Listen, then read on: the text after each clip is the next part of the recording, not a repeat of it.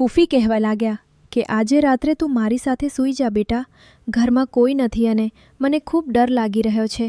મેં હેરાન થઈને પૂછ્યું કે ફૂફીજી શું થયું? તો તેમણે કહ્યું કે તા ફૂફા સાહેબ બહાર શહેર ગયા છે. બંને મોટા દીકરા કોલેજના હોસ્ટેલમાં છે અને નાની દીકરી પોતાની નાની માના ઘરે ગઈ છે. ઘરમાં ફક્ત હું અને મારો 3 વર્ષનો દીકરો એકલા છીએ. બહારની ગલીમાં આજકાલ રાત્રે કેટલાક શંકાસ્પદ લોકો ફરતા દેખાય છે, તેથી મને ખૂબ ગભરાટ થઈ રહ્યો છે. મારી વાલિદાએ જ્યારે આ વાત સાંભળી તો તરત જ કહ્યું કે અરસલામ બેટા, તું તરત ફૂફીની સાથે ચાલી જા અને તેમને હિંમત આપ. રાતભર તેમની પાસે રહેજે. મેં હા પાડી અને પોતાનું નાઇટ સૂટ, બ્રશ અને એક પુસ્તક ઉઠાવી લીધું. ફૂફીએ મારો હાથ પકડીને પોતાના ઘર તરફ લઈ જવાનું શરૂ કર્યું. રસ્તામાં તેમણે સતત વાતો કરતા રહ્યા કે તું મોટો થઈ ગયો છે અરસલામ, હવે તારો સાથ મળવાથી મને થોડો સુકૂન મળશે. તેમના ઘરે પહોંચીને તેમણે દરવાજો બંધ કર્યો અને મને મોટા બેડરૂમમાં લઈ ગયા. ત્યાં તેમનો 3 વર્ષનો દીકરો પહેલેથી સૂતો હતો. ફૂફીએ મને પથારી પર બેસાડ્યો અને કહ્યું કે આજે તું મારી બિલકુલ નજીક સૂઈશ. પછી અમે બંને રસોડામાં ગયા અને રાતનું ભોજન તૈયાર કર્યું. ભોજન પછી મેં પોતાની પુસ્તક ખોલી અને વાંચવા લાગ્યો, જ્યારે ફૂફી ઘરના બાકીના કામ નિપટાવવા લાગ્યા. થોડીવાર પછી તે આવ્યા અને મારી પાસે પૂછ્યું કે તારું કામ થઈ ગયું? મેં કહ્યું હા. તો તેમણે ટીવી ચાલુ કરી દીધું. આ સમયે રાતના 10 વાગ્યા હતા. અમે બંને ટીવી જોતા રહ્યા. ફૂફીએ પોતાના દીકરાને દૂધ પીવડાવ્યું અને તેને સુલાવી દીધો. પછી તેમણે મને કહ્યું કે હવે સૂઈ જવાનો સમય થઈ ગયો છે. હું પથારી પર લેટ ગયો તો ફૂફીએ ઓરડાનો દરવાજો સારી રીતે બંધ કરીને અંદરથી કુંડી ચડાવી દીધી. તેમણે કહ્યું કે બહારથી કોઈ આવી જાય તેનો મને ડર લાગે છે. મેં કહ્યું કે ગરમી તો ખૂબ છે ફૂફી, પણ તેમણે માન્યું નહીં. થોડીવાર પછી બહારથી એક અજીબી જેવી અવાજ આવ્યો. ફૂફી તરત મારી તરફ વળ્યા અને મારી સાથે લપટાઈ ગયા. તેમનું શરીર થોડું કાંપતું હતું. મેં તેમને ખાતરી આપી કે કોઈ વાત નથી, હું છું ને. ફૂફીએ મને પોતાની બાહોમાં લઈ લીધો અને કહ્યું કે તું મારો રાજા છે. આજે રાત્રે તું મને એકલો ન છોડજે. બીજી વખત જ્યારે બહારથી અવાજ આવ્યો તો ફૂફીએ મને વધુ મજબૂતાઈથી જકડી લીધો. તેમની શ્વાસ ઝડપી થઈ રહી હતી અને તેમનું નરમ શરીર મારી છાતી સાથે લાગેલું હતું. મેં તેમને કહ્યું કે હું બહાર જઈને જોઉં છું. પહેલાં તો તેમણે સખત ના પાડી, પણ જ્યારે મેં આગ્રહ કર્યો તો તેઓ પણ મારી સાથે ઊભા થયા. તેમણે એક લાંબો લાકડો ઉઠાવી લીધો અને મારો હાથ મજબૂતાઈથી પકડી લીધો. અમે બંનેએ દરવાજો ખોલ્યો તો બહાર ગલીમાં એક બિલાડી બેઠી હતી, જે અમને જોઈને ભાગી ગઈ. અમે બંને હસી પડ્યા. ફૂફીની થોડી હિંમત વધી, પણ હજુ પણ તેઓ મારી નજીક જ રહેવા માંગતા હતા. પાછા ઓરડામાં આવીને અમે બંને પથારી પર લેટ ગયા. ગરમીના કારણે મને પરસેવો આવી રહ્યો હતો. મેં કહ્યું કે ફૂફી, હવે તો કોઈ ડર નથી, દરવાજો ખોલીને સૂઈ જાઓ. પણ તેમણે ના પાડી અને કહ્યું કે ના બેટા, રાતભર બંધ રાખજે. પછી તેમણે ઉઠીને એક પાતળી ચાદર કાઢી અને મને આપી કે આને લપેટીને સૂઈ જા, ગરમી ઓછી થઈ જશે.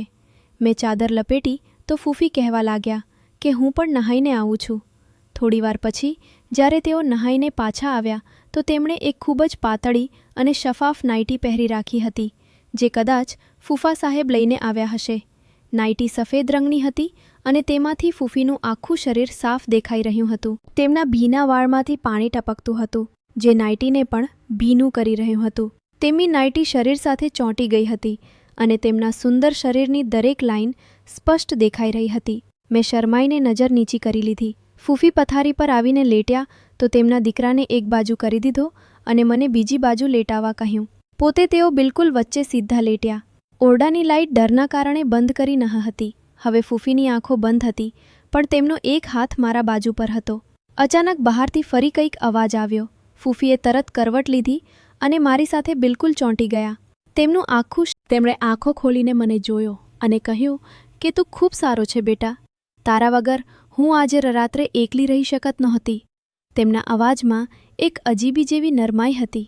પછી તેમણે પોતાનો એક પગ મારા પગ પર રાખ્યો અને મને વધુ નજીક ખેંચી લીધો.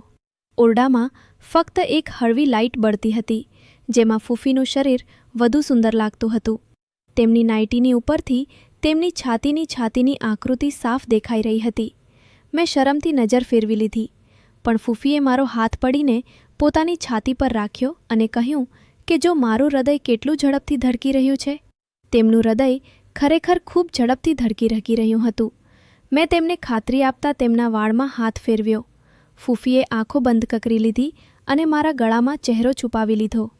બહારની અવાજો હવે બંધ થઈ ગયા હતા, પણ ફૂફી હજુ પણ મારી પાસેથી અલગ થતા ન હતા.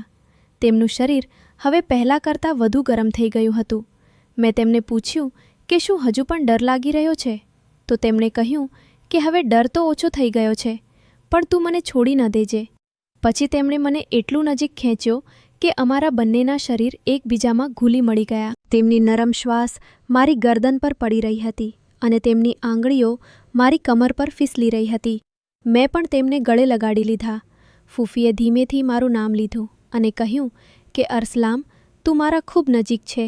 ચોથી વખત જ્યારે રાત્રે ઘેરી થઈ ગઈ તો ફૂફીએ મને બિલકુલ પોતાની ઉપર ખેંચી લીધો. તેમની શફાફ નાઇટી હવે પૂર્ણ રીતે ભીના વાળના કારણે શરીર સાથે ચોંટી ચૂકી હતી. તેમણે પોતાની બંને બાહો મારી આસપાસ લપેટી લીધી અને કહ્યું કે આજે રાત્રે તું મારો રાજા બની જા. મેં હેરાન થઈને તેમને જોયા તો તેમની આંખોમાં એક અજીબી જેવી ચમક હતી. ફૂફીએ મને ચુંબન કર્યું અને કહ્યું કે ડરો નહીં બેટા, હું તારી ફૂફી છું. હું તને બધું શીખવાડીશ. તેમનું શરીર હવે ખૂબ વધુ ગરમ હતું અને તેઓ સતત મારી નજીક થવાની કોશિશ કરી રહ્યા હતા. મેં તેમના વાળને સ્પર્શ કર્યો તો તેઓ મુસ્કુરાઈ ગયા. ફૂફીએ પોતાની નાઇટીના બટન ખોલવા શરૂ કર્યા અને કહ્યું કે ગરમી ખૂબ છે, આને ઉતારી દો. મેં શરમાઈને મદદ કરી. હવે ફૂફીનું સુંદર શરીર મારી સામે હતું.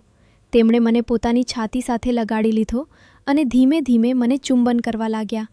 તેમની આંગળીઓ મારા શરીર પર ફીસલી રહી હતી. મેં પણ તેમને ગળે લગાડી લીધા.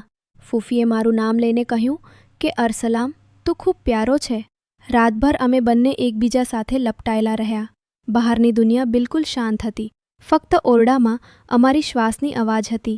ફૂફીએ મને કહ્યું કે તું આજે રાત્રેથી મારો રાજા છે. મેં તેમને નજીક ખેંચ્યા અને તેમના ગળામાં ચહેરો છુપાવી લીધો. તેમનું શરીર મારા શરીર સાથે બિલકુલ મળી ગયું હતું. ફૂફીએ આંખો બંધ કરીને મને વધુ મજબૂતાઈથી જકડી લીધો. તેમની નરમ જાંઘોએ મારા શરીરને ઘેરી લીધું. અમે બંને એકબીજામાં ખોવાઈ ગયા. રાત્રે ધીમે ધીમે પસાર થઈ રહી હતી અને ફૂફીની ગરમ શ્વાસ મારી ગરદન પર પડી રહી હતી. જ્યારે સવાર થવાની હતી તો ફૂફીએ મને જગાડવાની કોશિશ કરી, પણ હું તેમની બાહોમાં જ સૂતો હતો. તેમણે ધીમેથી મારા કાનમાં કહ્યું કે અરસલામ બેટા, હવે સવાર થઈ રહી છે, ઉઠ.